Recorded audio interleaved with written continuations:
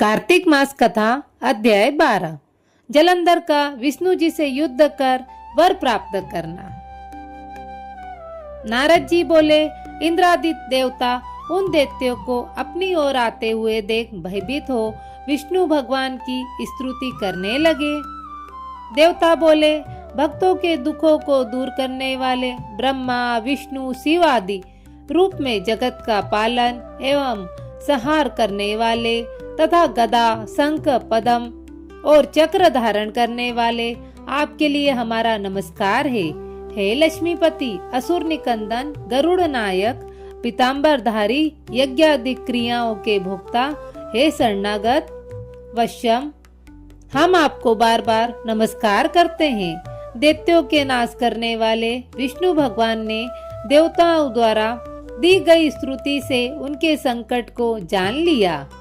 तब वे क्रोधित होकर शीघ्र ही गरुड़ पर सवार हो लक्ष्मी जी से बोले, हे देवी, तेरा भ्राता जलंधर देवताओं को दुख देता है, इससे मुझे उन्होंने बुलवाया है, सो मैं युद्ध के लिए शीघ्र ही जाऊंगा।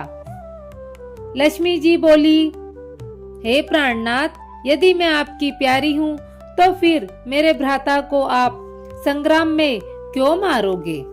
श्री भगवान बोले, शिव जी के अंश से पैदा हुआ ब्रह्मा के वरदान और तेरी प्रीति से यह जलंधर हमारे मारने योग्य तो नहीं है। नारद जी बोले, यह कहकर गरुड़ पर बैठ शंख चक्र गदा और पद्म को धारण करने वाले विष्णु जहाँ देवता स्तुति कर रहे थे वहां पहुँचे। इसके बाद अरुण के छोटे भ्राता गरुड़ के पंखों की वायु से दैत्य आकाश में मेघों की तरह भ्रमण करने लगे। जलंधर दैत्यों को वायु से पीड़ित देखकर आकाश में उछलकर विष्णु के पास पहुंच गया और तब विष्णु तथा जलंधर दैत्य का बड़ा भारी युद्ध हुआ। दैत्य ने बाणों से आकाश को भर दिया। विष्णु ने अपने बाणों से दैत्य के रथ की ध्वजा छत्र और घोड़ा काटकर पृथ्वी पर गिरा दिए और फिर एक बाण उनके हृदय में मारा।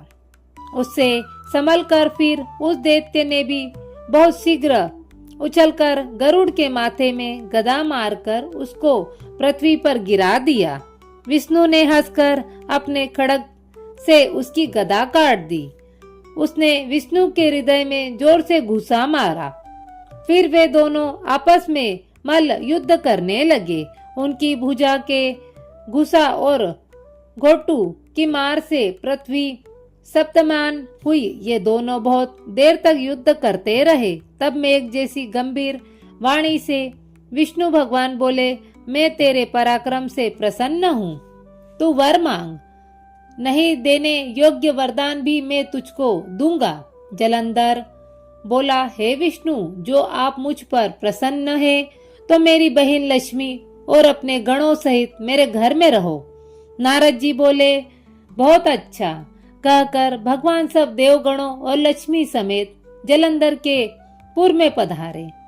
तब महाबली जलंधर देवताओं के अधिकारों पर दैत्यों को स्थापित करके पृथ्वी पर आ गया। वह देवता गंधर्व और सिद्धों के बहुमूल्य रत्नों के समान और उत्तम वस्तुओं को अपने अधिकार में करके तथा देव गंधर्व सिद्ध नाग राक्षस मनुष्य सबको अपने पुर में बसाकर त्रिलोकी का राज्य करने लगा। इस प्रकार जलंधर देवताओं को अपने वश में करके पिता तुल्य धर्म से अपनी प्रजा का पालन कर धर्म राज्य करने लगा। नारद जी बोले, एक बार मैं उसकी राज्य लक्ष्मी देखने के लिए और भगवान विष्णु की सेवा करने को वहां गया।